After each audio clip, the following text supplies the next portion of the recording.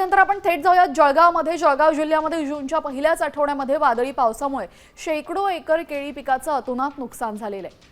नेत्यांच्या पाहणीनंतर अधिकाऱ्यांनी पंचनामे करून मदतीचं आश्वासन दिलं होतं, मात्र विमा कंपनीच्या केंद्रावर या वादळाची कोणतीही नोंद झाली नसल्याचं समोर आलं।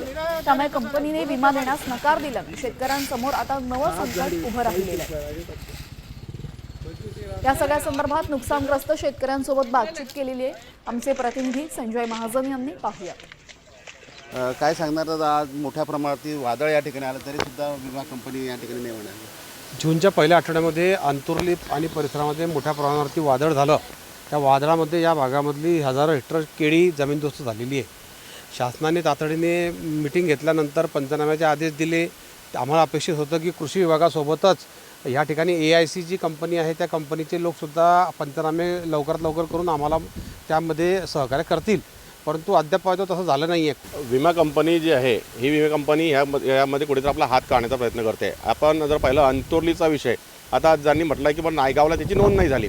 उदाहरणार्थ जर नायगावला ते ताशी 80 किलोमीटरच्या वेगाचे वारे वाहिले असते तर त्यांनी अंतुर्लीच्या शेतकऱ्यांना विमा दिला असता का, मला हे म्हणायचं आहे। म्हणजे त्यांचं म्हणणं आहे की बा आम्ही जिथे झालं आहे तिथे आम्हाला देय नाही आहे आणि त्यांचं स्टेशन प्रत्येक परिसरामध्ये स्टेशन होणं गरजेचं आहे। विमा कंपनीचं पहिलं धोरण असं आहे की 40 दिवसाच्या आतमध्ये तुमच्या शेतात किडी आहे की नाही ही जबाबदारी विमा कंपनीची आहे। विमा कंपनीने ह्या वर्षी आमचे भरपूर प्रकरणं असे रिजेक्ट केले की नंतर विम्याचे हप्ता भरून घेतला, राज्य शासनाचा हप्ता भरून घेतला आणि त्यानंतर काही शेतकऱ्यांचे विमे रिजेक्ट केलेले आहे। तर ही विमा कंपनी एक प्रकारे फसवणूक करते। संजय महाजन, साम TV, जळगाव।